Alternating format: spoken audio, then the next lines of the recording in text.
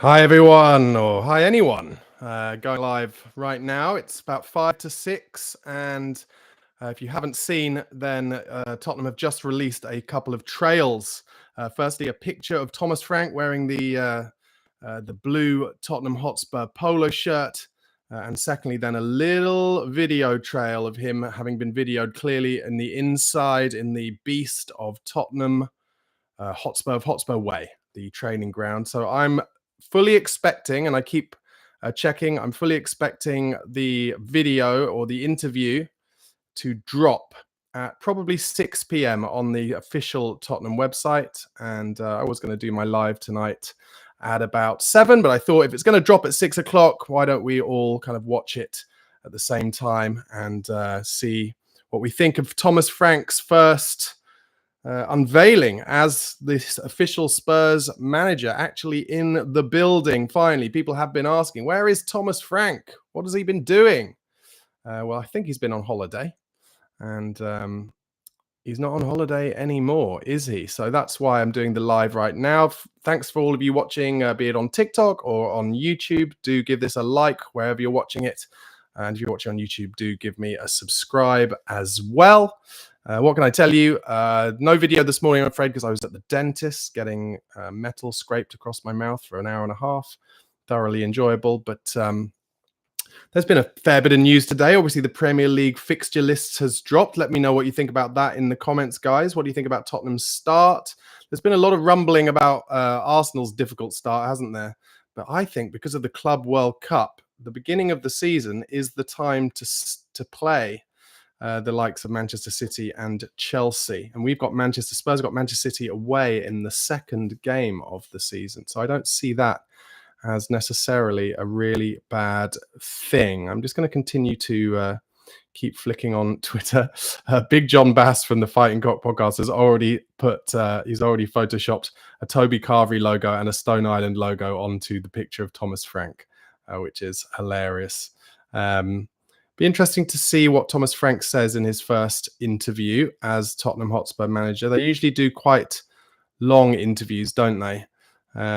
Asked numerous questions by the in-house content team and have to kind of get their views across. And I wonder how Thomas will broach the fact that obviously Ange Postecoglou is a big favourite at Tottenham Hotspur by the end, having won that Europa League. I wonder how Frank will deal with that.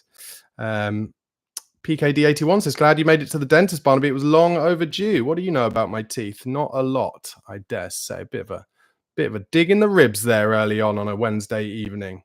Bit mean there, PKD81. Hansi G in the comments says, Semenyo is awesome. He plays both wings. Yeah, so I've said for a while, Semenyo, I like the fact that Semenyo is on Tottenham's list. And he's certainly one that I would be interested in us getting. I love his physicality. I love his pace. I love his directness. But let's start where we can. Start with this morning's fixture list announcement. Obviously, Burnley at home first goes completely against everything I said on yesterday's video, where my hunch was that Tottenham would be away first game of the season and Arsenal would be at home. But no, in fact, we're at home, which is good because on the Wednesday previous, from everything I hear, that Burnley game will be on the Saturday. On the Wednesday previous, we have the Super Cup final against Paris Saint-Germain, no less, in Udinese. So at 6 p.m., I'm just refreshing all the time on the Tottenham Hotspur official website because that's where I'm expecting the interview with Thomas Frank and some quotes to drop. Let's stick with it. It hasn't as yet, but they kind of showed those trails kind of just before 6 p.m. So I'd be very surprised if it doesn't come soon. So anyway, in terms of the fixture release, what do you think? Let me know in the comments. So Burnley at home, then City away, which is why I think it's a decent time to play City away. Obviously, we always turn City over anyway. But, they're going to be in the Club World Cup till very deep. Their players will be very tired. They'll probably, in those first couple of games, have to rotate a fair amount. So that could be a good time to play City. Then Bournemouth at home, and then West Ham, Brighton, and Wolves. It's not the worst start of all time, but also, as I said yesterday, I don't think we should expect too much too early. I think we should be patient. And, we've all seen what happens when you have an amazing start too early. You kind of get your hopes up a little bit, like we did with Big Ange Postecoglou. We were all like, could we? And the answer was no, we couldn't.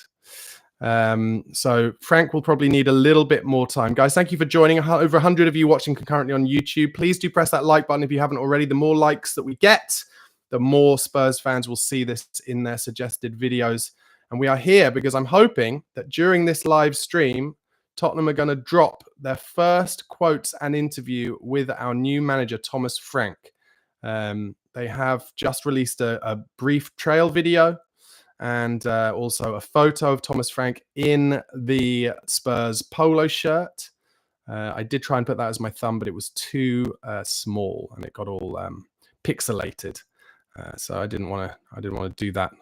You probably know I'm not the world's greatest thumbnail maker at the best of times, but I didn't want to do that. There's a time during the season where Spurs have Chelsea at home, Man United at home, and Arsenal away in 3 consecutive games. That won't be easy by any means. Some reports today about Tottenham upping their interest in West Ham's Mohamed Kudus. SSJ in the comments says, "Bring me Kudus."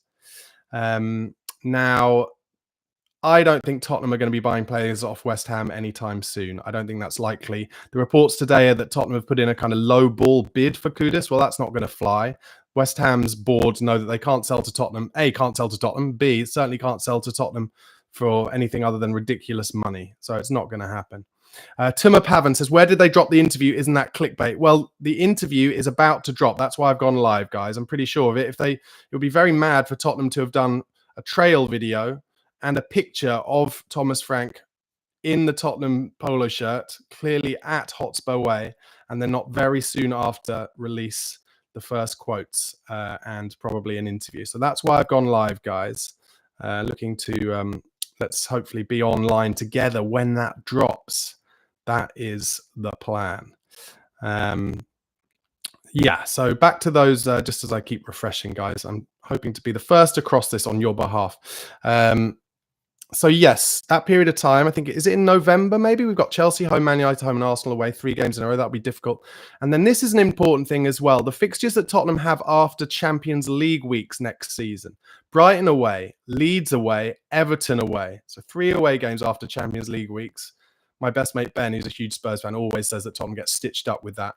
Then Man United at home, Fulham at home, Forest away, Burnley away, and City at home. So out of the 8 games in the league stage, the initial league stage of the Champions League, 5 of them we will have away games afterwards. So that will be difficult. And as we saw from how we tried to deal with the Thursday Sunday this season, it's very, very difficult to do Premier League, then Champions League, then Premier League, and get good results in both. But that's something that Thomas Frank is going to have to fight against this season. We're going to have to improve our record after European games. That is an understatement.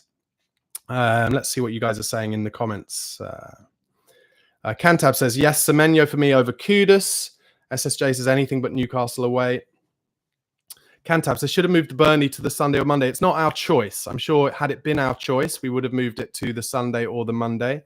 But it's all down to Sky and TNT Sports and what games they want. And I'm pretty sure they probably didn't want the Spurs Burnley home game on TV. So that's why it'll be on the Saturday.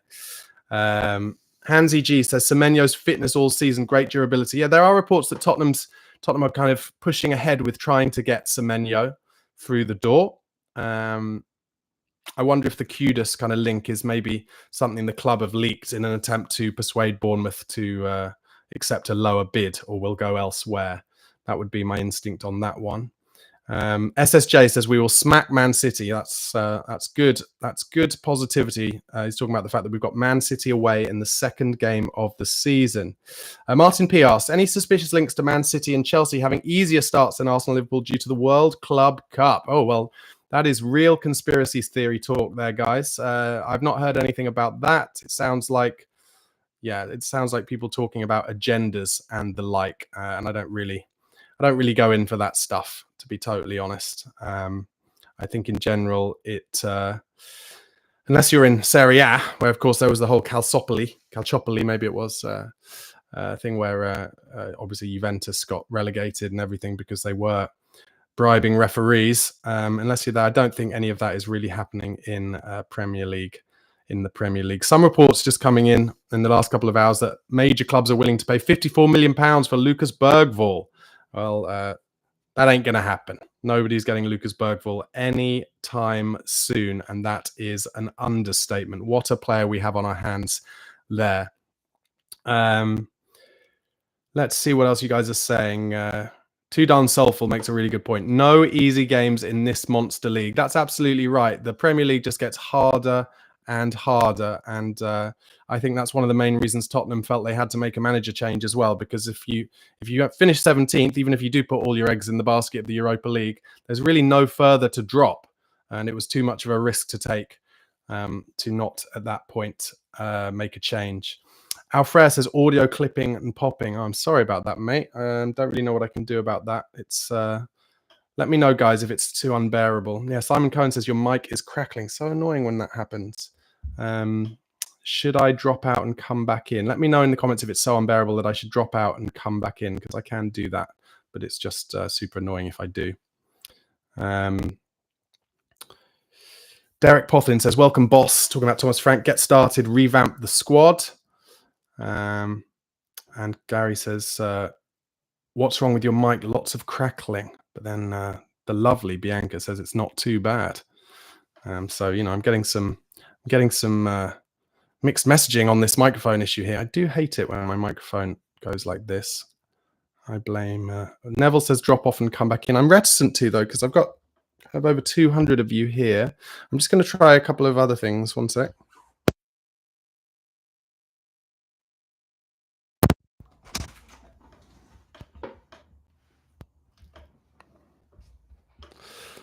Okay, guys, I've plugged it back in. Can you hear me at all at this point? Somebody let me know in the comments whether you can hear me at all, and if you can, whether it's improved whatsoever. Cantab says fine here, and that's good news. And PKD81 says still clipping. And OJF says seems to be fine. Oh, dear. So frustrating. Sorry about this, guys. I'm still kind of trying to check for Thomas Frank's hopefully that Thomas Frank's first interview is going to drop whilst we're on this live stream. Neville says seems to be better. That's good news. Epic20 says Frank wins the Super Cup and gives it one of that. Yeah, that's what I would love. Thomas Frank to win the Super Cup. And Hansi G says it's much better. That's good news. Okay. Too Darn Soulful says even the top side suffer losses in the Prem after big Champions League games. Pep soon learned that you need decent A and B sides to crack it. Really good comment. Thank you, mate. I mean, one thing I would say is, though, Pep Guardiola, he doesn't even know he's born. He complains so much, doesn't he? But he's literally the only club in Britain, other than, I guess, Chelsea, where they can literally just have an A and B side. And that's why Man City have done so well across all competitions down the years. But nobody else, you know, nobody else can afford to do that. And certainly Spurs can't. Cantab says it'll be Wednesday, Sunday some weeks. Yeah, that's true. It will be. And it's a shame that the first week of the season where we have the Super Cup isn't going to be Wednesday, Sunday. But also, I always like us to play on the first day of the season. I hate kind of waiting for the Sunday or the Monday night. So, yeah, I'm kind of relatively happy that we'll be playing on the Saturday. Still waiting for this interview to drop, guys. Maybe I've preempted a bit, and maybe they'll release it at 7 o'clock. If they hold it till tomorrow morning after dropping that trail video, I'll be so frustrated. Derek Pothin asks, what about Mason Greenwood? I'm going to have to say it, guys. I do not want Mason Greenwood at Tottenham Hotspur Football Club. He's very clearly a talented striker and doing really well at Marseille, but I'm sorry, the baggage that that man has, and he really got away with it. He really, really got away with it. And I think probably, you know, rumors are that it was from a fair amount of money being exchanged.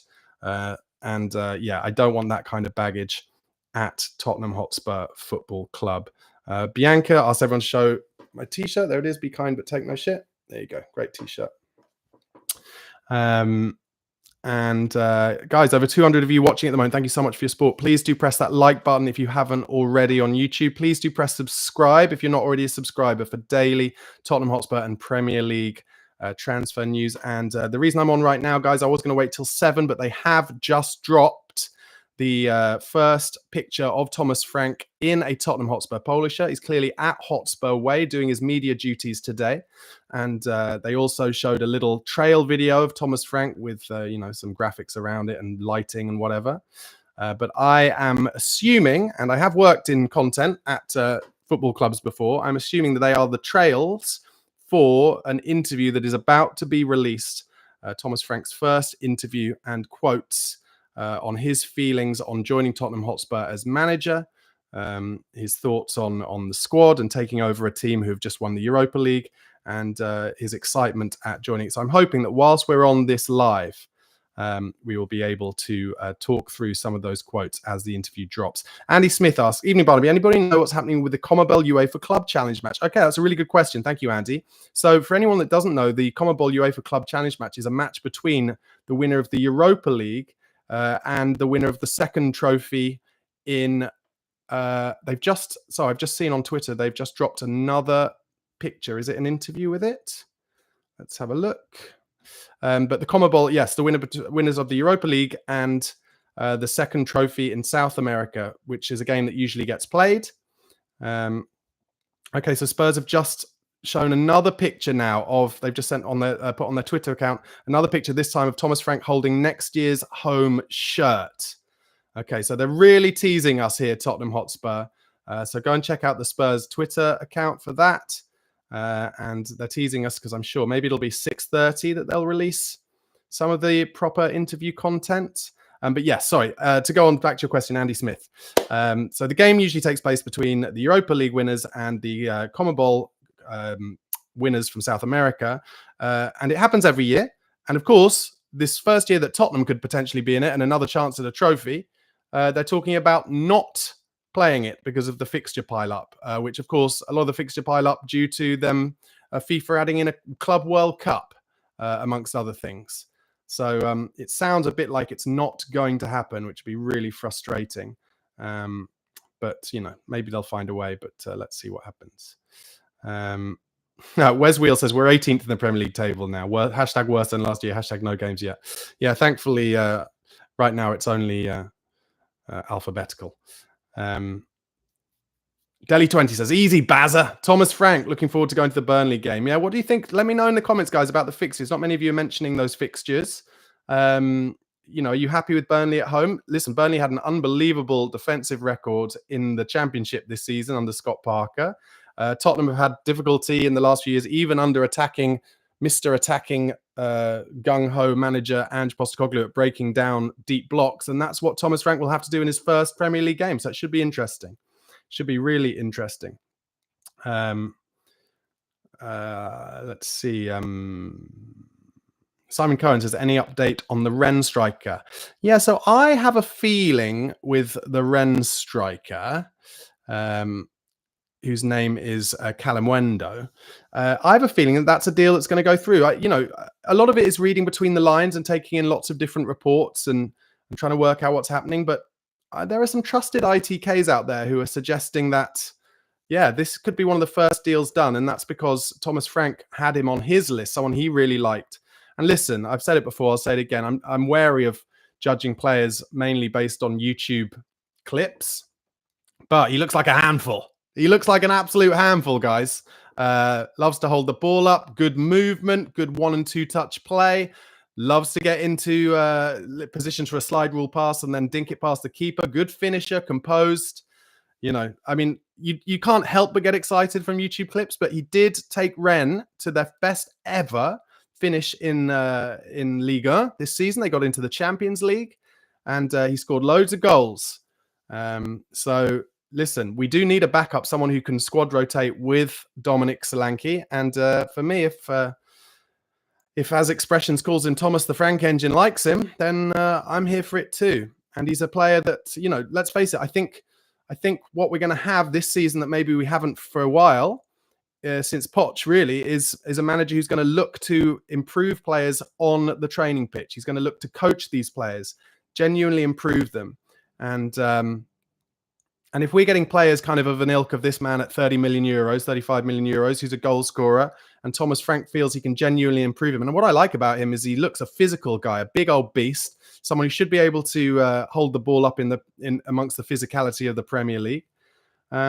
Then yeah, I think it could be a good signing. Let's see what happens, basically. Spurs Nepal asks, let's get Semenyo and Kudus, both play either wings, shortage of budget, and we can go for Richie and Rios as number 6. Yeah, there are some reports of us going for Palmeiras' Richard Rios as a DCM today. He's available for around 30 million euros. But Spurs Nepal goes on to say a hybrid left centre-back or left-back who can play in both positions. Yeah, I think we're kind of all in agreement as to what Spurs probably need, but obviously the interesting part will be, what will Thomas Frank see when he starts on the training ground during preseason? What will he see quickly with his with his staff, on the training ground, in terms of the players' desire? What will he see in terms of the players wanting to give the 110% minimum in every training session and every match to prove to Thomas Frank that they are the kind of players who can take Tottenham forward in the medium to long term? Because listen, every manager will have their own feelings, and there will be some players who Big Ange put all his trust in that Thomas Frank maybe will doubt, and we're going to have to wait to see what that looks like. Yeah, that'll be when the really interesting stuff happens, and maybe realistically we're going to have to try and be a little bit patient in the early part of this transfer window, because it's going to be hard for Thomas Frank to really make full judgments certainly on players out, but also about bringing players in when he doesn't know exactly what he's going to see in terms of the players that these incomings would replace. Tottenham do have problems in terms of, homegrown players and the like for Champions League squads more than the Premier League squad. And therefore, we can't, unfortunately, just do a Chelsea and buy loads and loads of players and then worry about it on the back end. We already need to kind of do some squad culling and some buying of homegrown players. And it'll be hard for Thomas Frank to know who he's going to want to stay and who he's going to want to leave until he sees them on the training ground. That's how I feel about it. Maximum Feeling in the comments says, we want Xavi Simons. Yeah, there's lots of talk that he's definitely on our list. I have to say, I feel like that's one of those signings that if it happened, Tottenham fans would absolutely rejoice and love it. And that is why, a bit of me is like, I've been hurt too many times. It's never going to happen. So on that basis, I'm kind of not allowing myself to get too excited about the Xavi Simons thing. But from all reports, personal terms are not an issue. He is interested in leaving Leipzig and going to a Champions League team. But there are other clubs interested in him as well. And apparently Leipzig won about 70 million euros for him.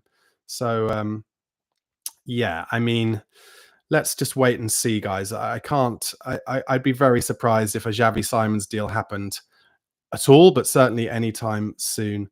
Daily 20 asks, what do I think about Kudus? I said it at the beginning, but I'll say it again, guys, because a lot of you probably weren't on at the beginning of this live stream. I just cannot see West Ham selling to Tottenham Hotspur. And if the reports are to believe, Tottenham have kind of put in an early low ball bid for Mohamed Kudus. And, if A is, I can't see West Ham selling to us. B is, if they sold him to us for anything less than a massive amount of money, then West Ham fans would riot. So on that basis, I cannot see Kudus being one of the players either.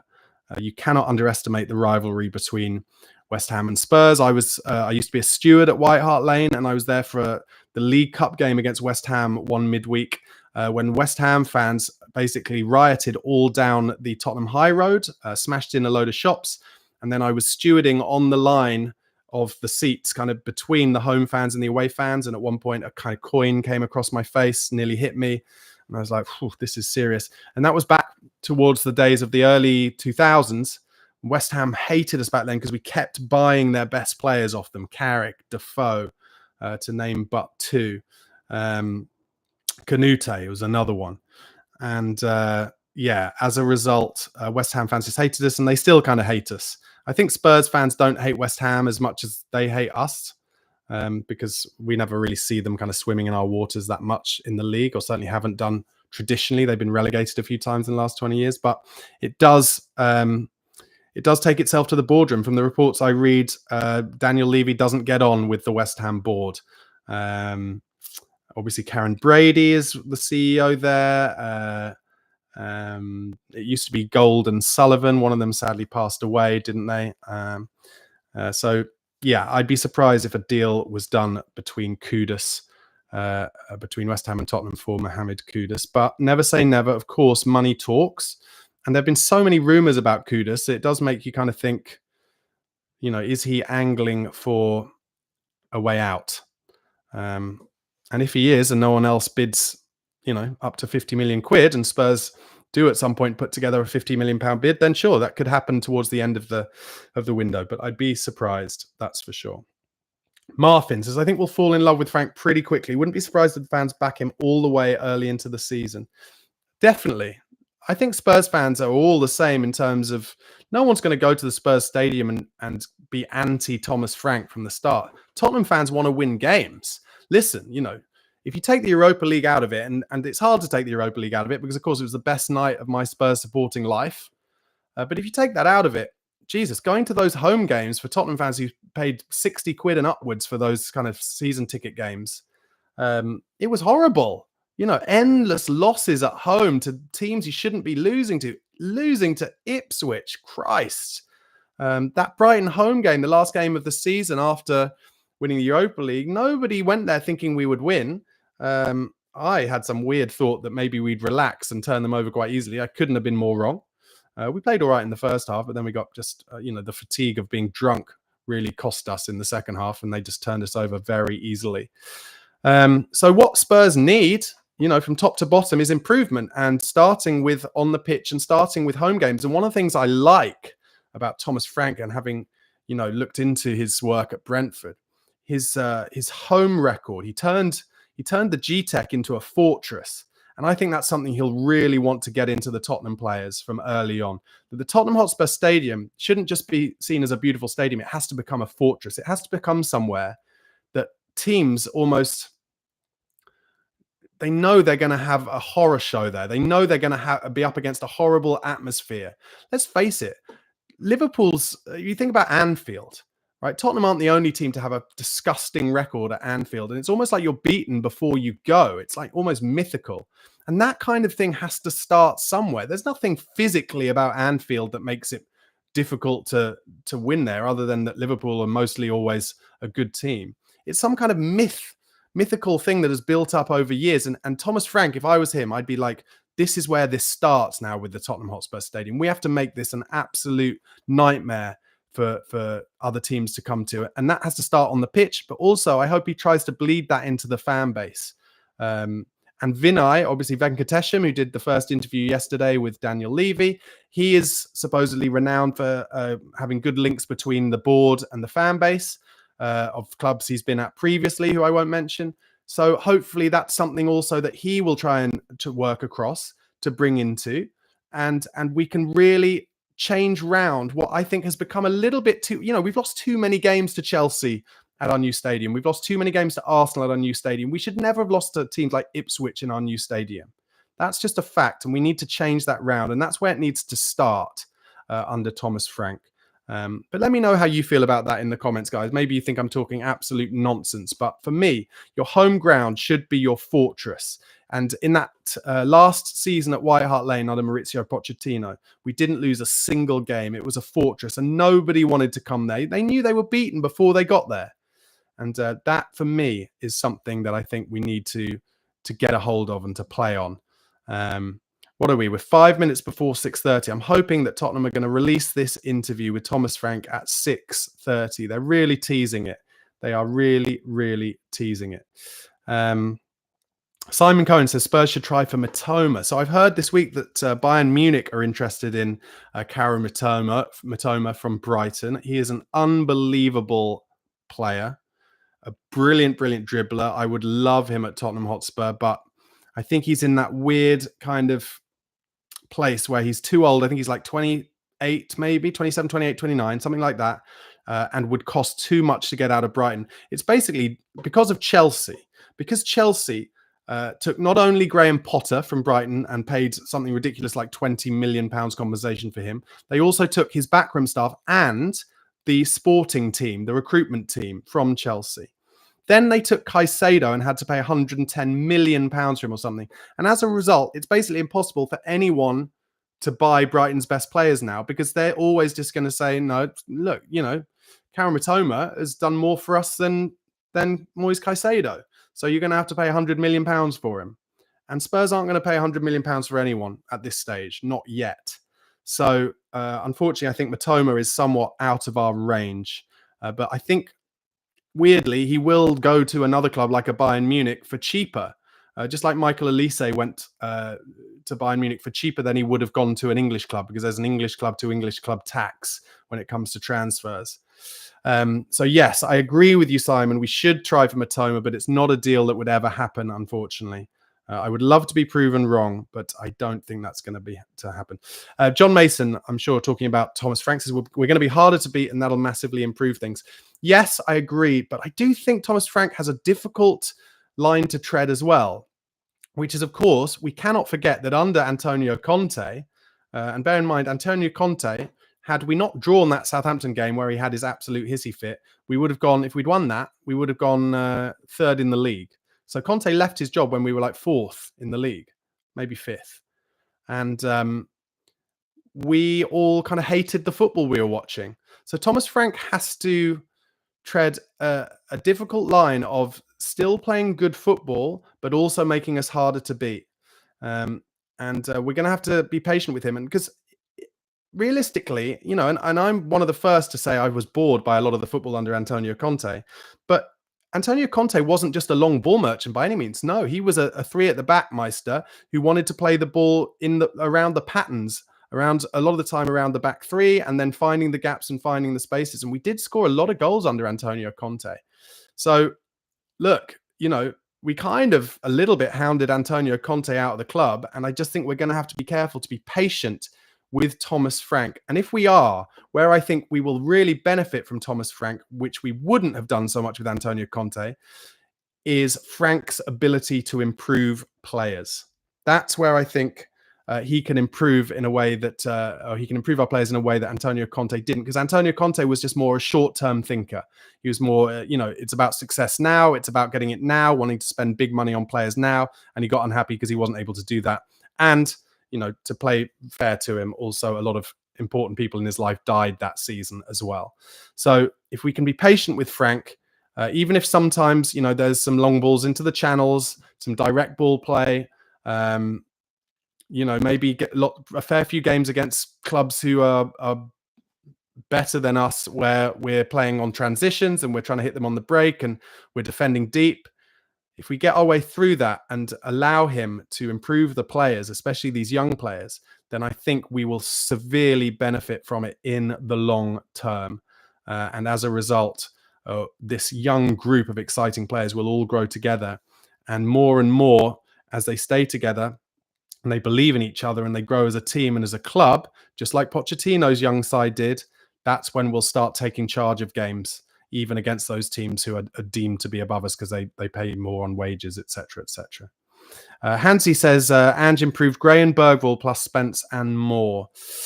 Thank you for your comment, Hansi. I'm not sure if that's necessarily true. I'm not sure if that's true. I thought Archie Gray did well when he played in centre back. I don't think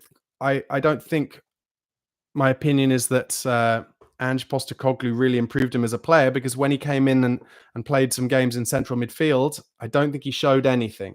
I feel like Lucas Bergvall, maybe I'm being unfair on Ange here, but I feel like Lucas Bergvall is an unbelievable talent who kind of found his own way into the pace of the Premier League and the Europa League and stuff.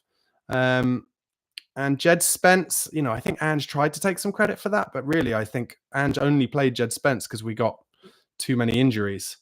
I don't think Ange really wanted to play Jed Spence. And here we go. Okay. Tottenham have just tweeted Tottenham's Thomas Frank's first interview with Tottenham Hotspur. So I'm going to, it's quite long and it's video. What I'm going to do is I'm going to play the sound. Let me know if you can hear it. Let me know in the comments if you can hear this.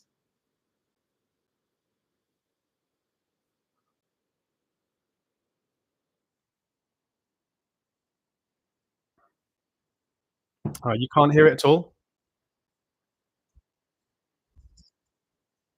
Oh, frustrating. Okay, it's only on a video. Frustrating. Let me have a think about what I can do. So basically, they've released a video on their Twitter account. Um,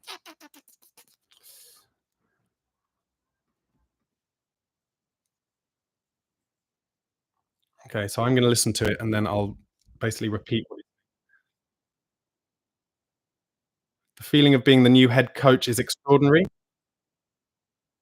Really looking forward to this massive challenge together with a lot of good people.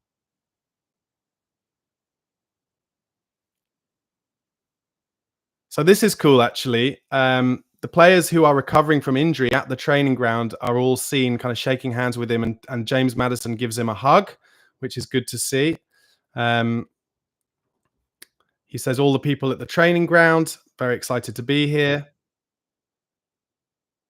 He says it's a massive club with massive potential.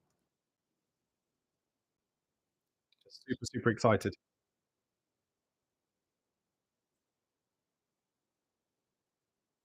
He's now talking about how he loved playing football when he was a kid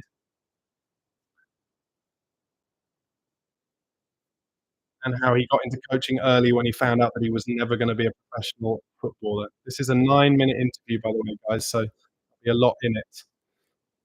I'm sure a lot of you are probably just watching it in real time, which is fine. Stick with me while you do.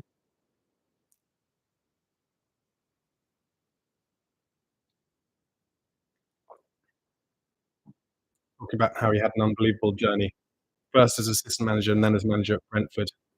Amazing staff, players, and fans. He looks very excited to be at the training ground, kind of in awe of it. He says he's had very good conversations with Vinay and Johan Langer and Daniel Levy. Lots of meetings where they've discussed everything in depth, all the details about the structure and processes. And he came with his view. Thomas Frank says he came with his view on things from early interviews to be manager of the club. His ideas, the way he wants to do things, and how he tries to build a team and a club.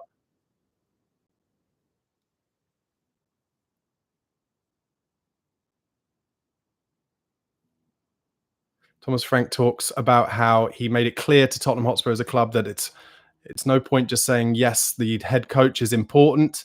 It's about having the right players, the right team of people and staff and players around him as well. Um, he goes on. Without that, it's impossible. You can't do anything alone. He says, if you want to do something quickly, you go it alone. But if you want to do something long term, you have to have lots of people around you. Now, I'm going to break into this interview here. Is that maybe an accidental, subtle dig at Ange Postecoglou there? Because of course, Ange Postecoglou famously doesn't travel around with his own people. And does it on the hoof with staff. And Thomas Frank is basically saying that might work if you want something quick. And of course, Ange Postecoglou did get something quick, a fifth place finish and a Europa League trophy. But Thomas Frank is talking about if you want to do something for the long term and make genuine change, you have to have the people around you that you trust. There's now the clip of Thomas Frank being driven around the huge training ground in a golf buggy.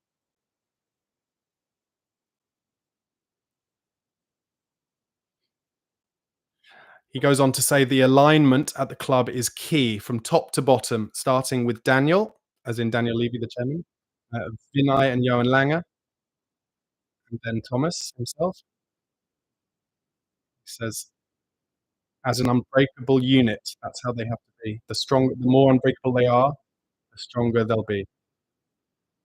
He says there will be ups and downs. Of course, right now it's a fairy tale. The sun is shining, it's fantastic, but we haven't played a single game yet. He says they're going to work very hard every single day to make sure we create as many magic moments for the fans. And hopefully at the end of the season, it will be a very good season. He says it's all about alignment in terms of structure, processes, transfer, and squad. Um, I hope you guys are enjoying me just kind of dropping this as I watch it myself. Obviously, you can watch it yourself if you prefer, but let's stay on because we can then talk about it all afterwards. He adds playing style and culture into what needs to be aligned as well. He's now going to answer a question about his style of play.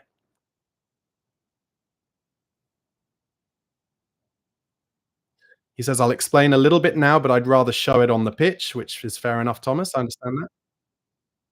Because you can talk a lot, but you've got to really show it. Yeah.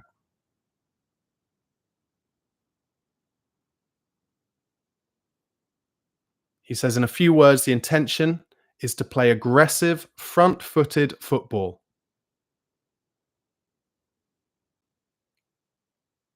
He says he knows the ethos and the history of the club is massive about attacking football, and he says there's so much attacking talent in the squad. He's very excited about that, which has been shown in the last 2 seasons. The ability to score goals is fantastic. He's in on that.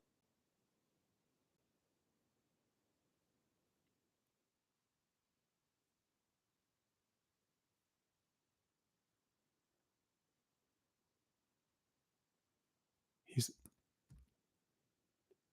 says he has very important principles about playing in the final third, getting crosses in the box, balls in behind, and things like that. He says he wants to build on that because there's so much of that already there. He wants to build on it.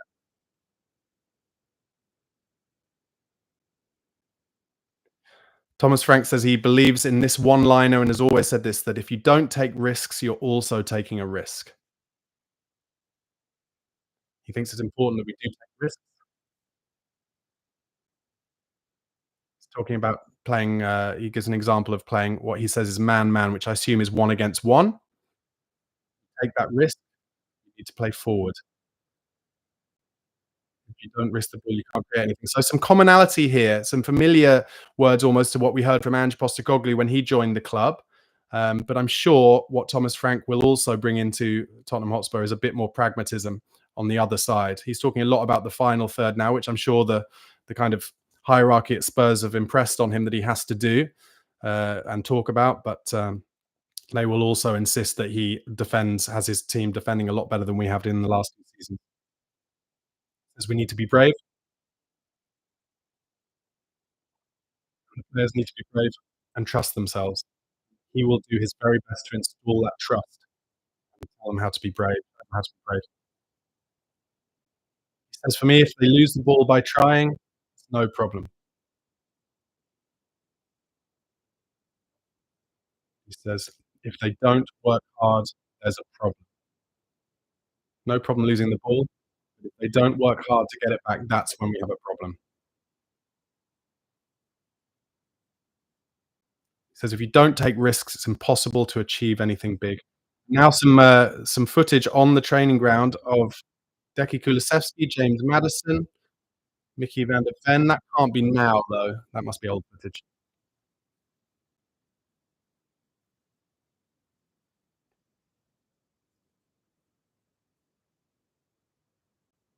Thomas Frank says he's seen some fantastic performances from Tottenham in the last few years. He's very excited about that. He thinks big potential. This is a man who said in an interview in the last year how he would only leave Brentford for a club that had low-hanging fruit, by which he meant a club where he knew he could go in and improve it relatively quickly.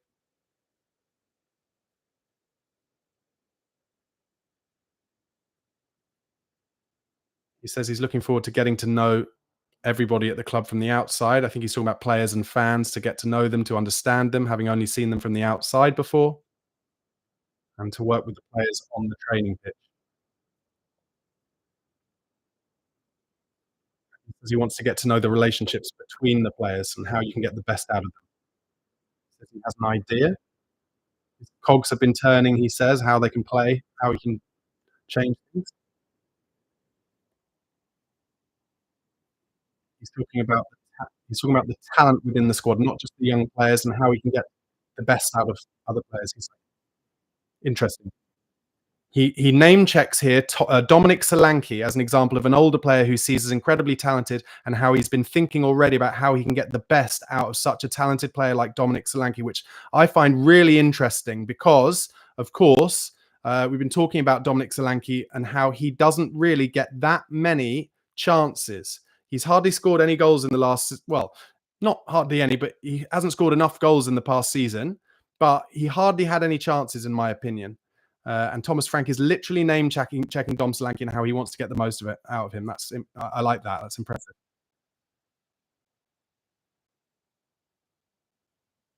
Says how can we get the most out of Bentancur and Madison, but also some of the youngsters who are very exciting. Talks about Bergvall, Archie Gray, Oliver, Udogi. All of them have a very high ceiling. Says looking forward to it. Says it's always about the team. We have to make the team win on a Saturday. And also he talks about wanting to develop the individual players. That's what he and his staff will look to do on a day-to-day basis.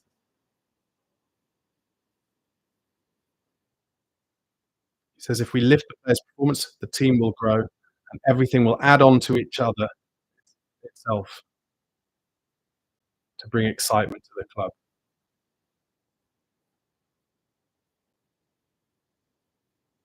And again, he talks about wanting to create enough magic moments to excite the fans.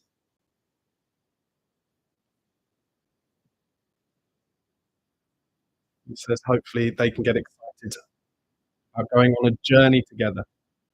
He says that there will be ups and downs on this journey, but he wants to make magic moments. Wants connection from the team to the fans, club to the fans. Crucial. Wow, and this is where he's literally just said, and I talked about it before, didn't I? For any of you who've stayed on the stream, he now goes on to talk about how we have to make the Tottenham Hotspur Stadium a fortress. And I talked about it before about how he made the G-Tech Stadium a fortress for Brentford, and I talked about this is what we need to do. And he's literally saying it, and I'll transcribe it as I hear it. He says it has to be the fans and the team together, an ongoing relationship, a situation we need to build. He wants our home to be very, very difficult for teams to come to. I love that. He says, huge congratulations to the club and the team for winning the Europa League, and to Ange. He will forever be a legend at Tottenham, and congratulations to him for that. He says, I think it's very important that we all stand on the shoulders of others. So congratulations to him and his coaching staff. And he's very humble about it. And Thomas Frank says he will do his very best to continue that legacy. Smart. He says the feeling, the excitement, and the joy that you saw in the fans at the parade, he said, wow, he wants more of it. He wants to create more of those moments. I tell you what, I'm getting goosebumps. Calls it the ultimate dream, so that none of this team can say they're not winners. Now we want to become serial winners. I got goosebumps. Okay, guys, that's the end of the Thomas Frank interview. Thank you so much. I was just trying to talk you through it. Thank you if you stayed with me, guys. Hopefully you could hear. Hopefully you could hear me kind of talking through it.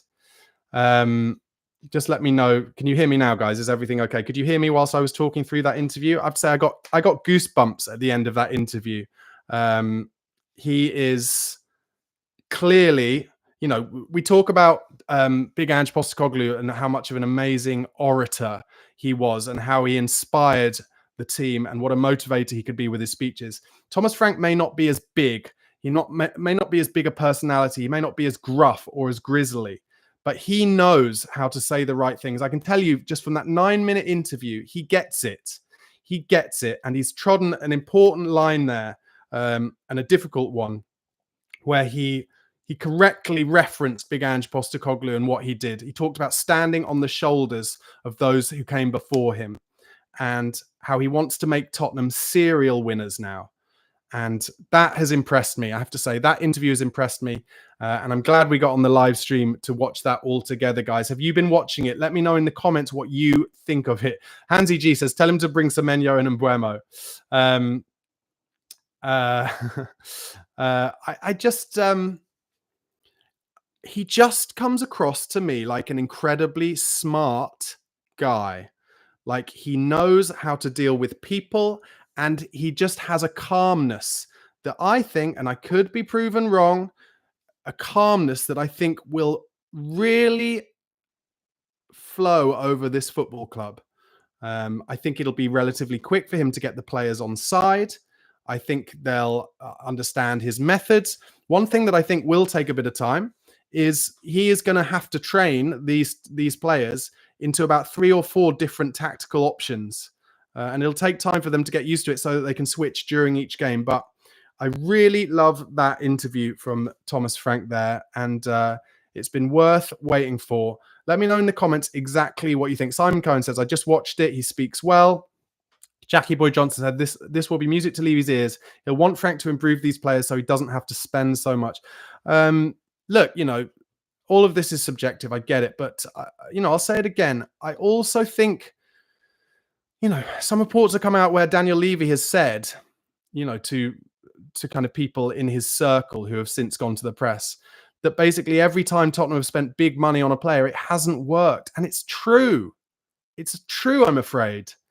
Except for maybe Dominic Solanke. Who else have we spent massive money on where it's actually worked? And so, of course, you can understand why Daniel Levy would be like, a little reticent to go and spend absolutely huge money. And as I've said many, many times, Mike Chase says Rishi. It hasn't really worked with Richarlison, though, has it? He's been injured too much. He's a worker bee, and I'd love it to work for him. I would. But I can't say that he is an example of it. And where Tottenham have had success with players growing and with the team continuing to grow is you can look all the way back to buying, Carrick and Defoe and Gareth Bale and Luka Modric and Dimitar Berbatov, all the way up to now, and Lucas Bergvall and Archie Gray. Maybe Archie Gray is not the greatest example, but players who will improve and are young and talented. And one of the reasons now more than ever we kind of have to go for that strategy is because the players who are in the levels above that are just cherry-picked by Chelsea or Manchester City or Liverpool or Barcelona or Real Madrid or Bayern Munich. And clubs, since all the state and oligarch money has come, they just stockpile players. They stockpile players at an incredibly young age. So, we're all excited as an example about Luka Vuskovic. We may have, we may not, but we may have on our hands a genuine star of the future there. And we had to get him early to get him away from the stockpiling hands of the likes of Man City or Real Madrid or wherever. Same with Lucas Bergvall. And I think that's where we have to be, I'm afraid. We can't just jump from where we are to suddenly paying, what is Erling Haaland on? 500 grand a week? Something ridiculous like that. We can't pay that. We just can't. Maybe one day if we're bought by a state, maybe. But we can't just do that jump. Look, Newcastle have been bought by a state and they've shown they can't do that jump. So, we're fighting a losing battle on that front, I'm afraid, guys. And I know it's annoying, but the reality is, we're going to have to grow with it. And one thing I will say as a positive thing, if we can do something huge at this club, by which I mean really huge, along the realms of what Daniel Levy and Vinay were saying last night, if we could win one of the big ones, the proper big ones, imagine how good it would feel having done it the right way and not having done it just because of sports washing or financial doping or selling our women's team to ourselves for £200 million when the rest of the Women's Super League is not worth £200 million on its own, or selling our own hotel to a sister company. Imagine. So look, it is going to be difficult. And being a Spurs fan is difficult. And that's what we have to go with. But it's days like this where you see a new manager after having not been sure that you think you want a new manager. And you're like, actually, I like the cut of this guy's jib. And what I really like about him, which is very different to what I saw when we took on Nuno Espirito Santo, is he's a lot more positive. He's a lot more PMA, positive mental attitude, forward thinking. Whereas very much back in the day of Nuno Espirito Santo coming, he was very much like, oh, yeah, we'll see how it goes, whatever, And it's like, no, that is not Thomas Frank. He's like, it feels like this is his dream move. And actually, there was a report, wasn't there, a week or two ago that I reported on, where an ex-staff member of his talked about how they said, oh, if we ever leave Brentford, it would be great to move to Tottenham, wouldn't it? He's thought about this. He's wanted this. And now he's got his feet under the table. He's at Hotspur Way. And yeah, the new start can begin, everybody. The new start can begin. And I'm excited for it. I'm excited for it. Mini Madness in the comments says he sees the quality in the squad that can be developed, and performances over the last year don't reflect the quality we have. Great comment. I could not agree more. That's exactly what he sees. And he's right. There is no way that our squad is a 17th in the Premier League squad. And there have been some reports over the last day or so that maybe QT Romero is thinking of staying one more year as well. And I've said it and I've got pelters, but I reckon if you're Thomas Frank, you have a meeting with QT and you say, I think you're the best centre back in the world, mate. And I think you're the best leader I've seen. So you captain this club. If Sonny leaves, you captain this club, and you take this club in this team and this club in every single game. I want you to play in every single league game. And you take this club by the scruff of the neck and you get us to win all of those games, most of those games. Don't lose easily. And I will supply you with the players and the style of play and the tactics to make us hard to beat. And you use your nous on the pitch and your brilliance on the ball to drag up your teammates and get us winning. Maybe I'm naive. I just don't think we're that far away from it. I really don't. Joe and Jim Media in the comments says, well said, Barnaby, inspiring words. Not easy being a Spurs fan, but winning the right way resonates well with me. Yeah, I mean, it does to me, and maybe it's naive and overly romantic to think like that. But, imagine how it would. I mean, it feels amazing to have won a huge trophy like the Europa League that way. Arsenal haven't won the Europa League. And look, they've built up the right way. Only Chelsea have won the Europa League, haven't they? From English football. Obviously, Liverpool have, but they're a heritage club. But Chelsea did it through, cheating and sports washing. Michael says, Barnaby, do you know what our preseason fixtures are? Yeah, we've got Newcastle and Arsenal on an Asian tour, and we've got Bayern Munich. I think we've got one against Luton away. That's right, the first one, which is before all of those. There's a Bromley game, which I think is an under-21 game. And then after that, and before the Burnley home game in the first game of the Premier League, is the European Super Cup final in Udinese on the 13th of August. And now I've watched that Thomas Frank interview. I'm pumped for it. He's got an opportunity to do something amazing. And Paris Saint-Germain, we've got to hope that they get all the way to the final of that World Club Championship. Because if they do, the final is in like mid-July, then all of those players need at least a 3-week break. And I don't know if PSG would play a lot of those players in the European Super Cup final. I mean, maybe they would, but they certainly wouldn't be match fit by any means. So let's see what happens. Hansi G says we need more depth. Of course we do. Robert Hernandez says thinking positively is what all Spurs fans need to do.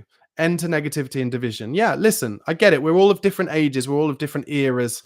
We all want different things. We've all got different things going on in our personal lives. So, of course, when it comes to something you're so passionate about, like football, what's happening in your personal life and your home life and, the cost of living and what a nightmare it is to live in the world right now. It does affect the way that you feel about the things you're passionate about as well.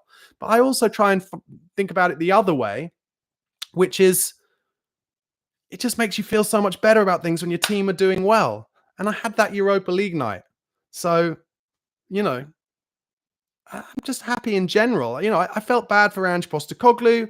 I do think in hindsight it was probably the right decision to have a new start and not go into that league season knowing that if we lost 2 in a row, Ange would have to be sacked and we'd have to start again. And now Thomas Frank gets to get his feet under the table and get his staff in the summer and have a full pre-season. I think it's important. A2 Laria says, Thomas Frank saying, I always win the Super Cup in my first game in charge. I need it. Yeah. Oh my God. Imagine. Hansi G says the trophy, I guess you're saying the trophy burden off our shoulders now gives us respect for other fans. Yeah, we're not going to be the meme. We're not going to be the meme for a while, and that's the important thing. Guys, we've been going on this live stream for about an hour, guys. Thank you so much for your support. Please, if you haven't already, please do press like on YouTube. I really appreciate your support. And if you're not a subscriber to my channel and you're enjoying this content, please do press subscribe for daily Tottenham Hotspur videos and live streams, and also all of the Tottenham transfer talk and Premier League transfer talk as well. Really enjoying doing these evening live streams with you guys. And then I'll also be back in the morning with an upload video about all the Tottenham transfer talk and rumours, of which there are, of course, many coming all the time, because everybody knows that Tottenham have some money to spend. Nomad in the comments says the negativity is gone. We couldn't carry on with the Ange cult noise. Okay, well, that goes a bit far, I think. Beetleboy01 says, I wonder if Tottenham will have screens at the stadium to show the PSG game. I'd be surprised. I don't think so, but you never know. Andy Ing135 says, I really like what I'm seeing and hearing. Feels like a completely new approach ahead of the coming season. Bring us some solid transfers and bring the season on. Come on, you Spurs. I've said it before and I'll say it again. What Thomas Frank reminds me of, he's got something potchy about him.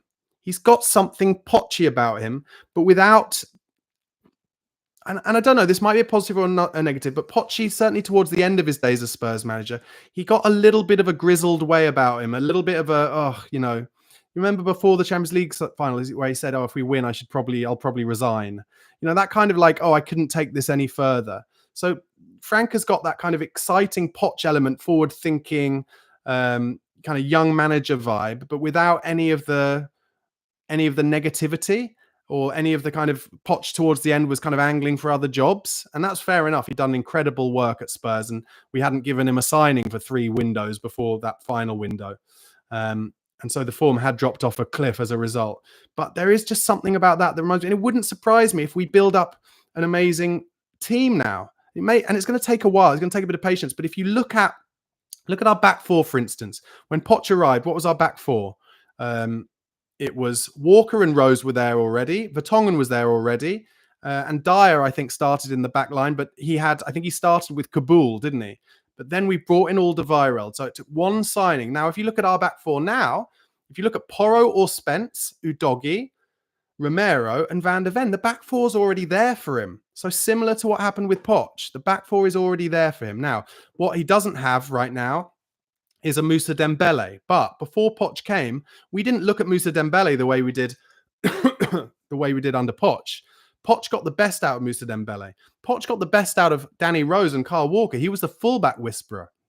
If Thomas Frank can do the same for some of these young players at Tottenham Hotspur, then we will grow. We will properly grow. Pierre Lindqvist says, my old village team's old coach will be on the staff. Big, from 7th tier of Swedish footy to the Prem in 9 years. Good for him. That's amazing. Great story. JR Martinez says, hey, Barnaby, sorry I'm late. About the interview, his quote, you want to do something fast, go alone. Want to do something big, go together. Pure class. Love that he said this. Yeah, I said it at the time. I wonder if it was like a bit of an accidental dig at Ange Postecoglou. You have to do it all together. I'm sure for what Frank really meant was the fans and the players and the club and the staff and everyone together. But it could have been painted a little bit to do with how, Ange came in without his own staff. And at the time we were all raving about it. Oh, that's new and interesting. But what Thomas Frank is saying, I need people around me, not only to delegate, but also to bounce off. And that was something that was leveled a bit at Ange Postecoglou as well when he was on the sidelines of Premier League games, that he would never ask his staff anything. It won't be the same with Thomas Frank. He'll have his staff around him all the time. You see him. I've seen him before. He's always looking at the iPad at the last clips. Show me what happened so I can try and speak to the players to make sure it doesn't happen again. Constant tinkering, constant improvement. And I'm here for it. I think it can only help. I think it can only benefit. Hansi G says, just please pay and get Eze in. He's a star. Pirate Mantra says, Eze and Buemo, thank you very much. Cantab asked, what's the Thomas Frank song? Yeah, it'll be an interesting one. I'm sure James Black, the voice of Spurs, will come up with one very, very soon. All right, guys. Thank you so much for being on this live stream. I'm really glad that we got to see Thomas Frank's first interview together.